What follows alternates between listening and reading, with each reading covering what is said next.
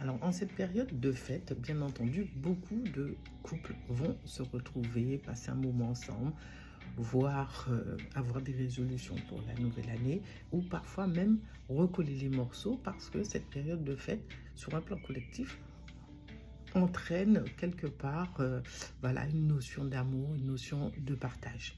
Mais quelle est ta définition du couple?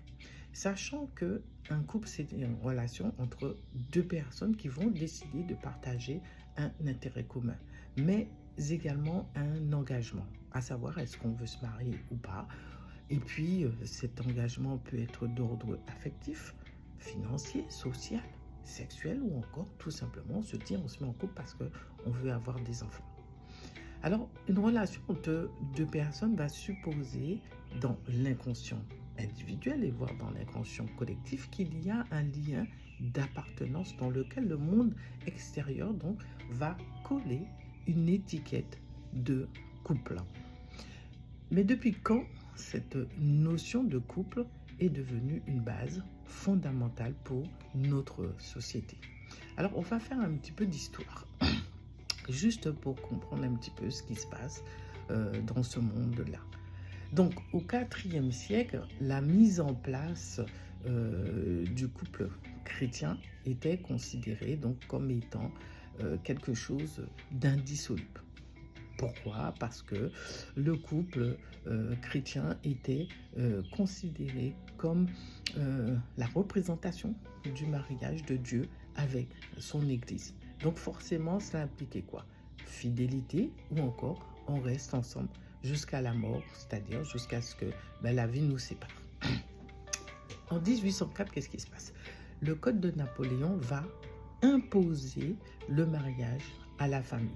L'homme devient ainsi le chef de famille et la mère donc devient celle qui sera subordonnée au chef de famille. Donc ce code Napoléon finalement va constituer de manière structurelle donc les bases d'un patriarcat contemporain, d'un néo-patriarcat et bien sûr l'idée de la parentalité donc de la famille. Donc, ce code va entraîner une organisation sociale. Donc, à savoir, en 1804, le divorce, forcément, il est supprimé. Tu comprends mieux aujourd'hui pourquoi il est dit, donc, on se marie pour le meilleur et pour le pire. Et finalement, la notion du divorce va réapparaître en 1884, soit un siècle après.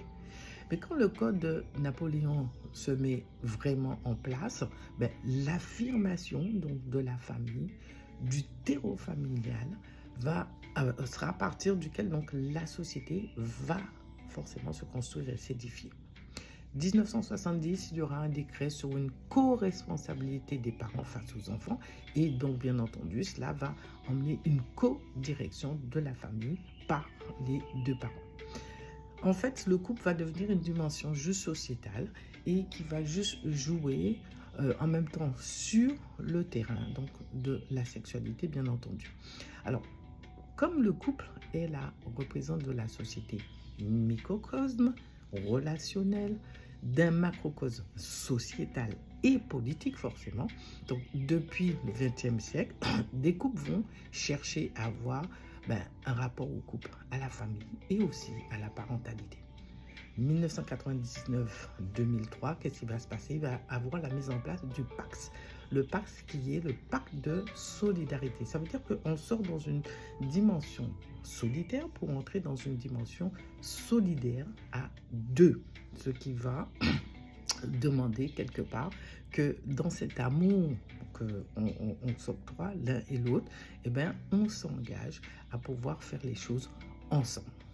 Donc, la rupture de 1804 donc, va laisser tout simplement entendre que le couple va rentrer dans une structure sociétale, organisationnelle, politique, puisqu'il y aura une influence forcément sur les impôts, sur les affiliations, sur le fait que, on donne les deux noms aux enfants. Ça paraît forcément loin, mais bon, c'était pas si loin que ça, parce que 1804, voilà, c'était pas si longtemps que ça.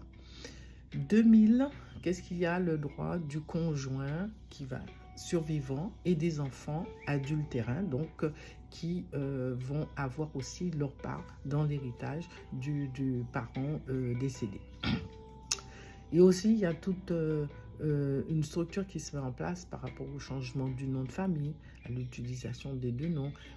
Tout cela reste encore dans une organisation de la société. Alors, en fin de compte, on peut se dire, mais l'amour vient faire quoi là-dedans, puisque c'est une notion, une structure qu'on met en place pour maintenir une société à un certain niveau.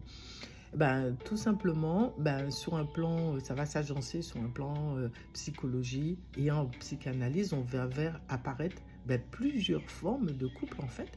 Et ben, c'est ce que nous verrons la prochaine fois.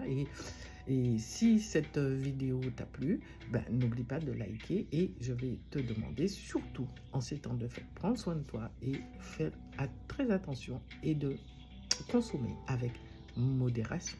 À très vite.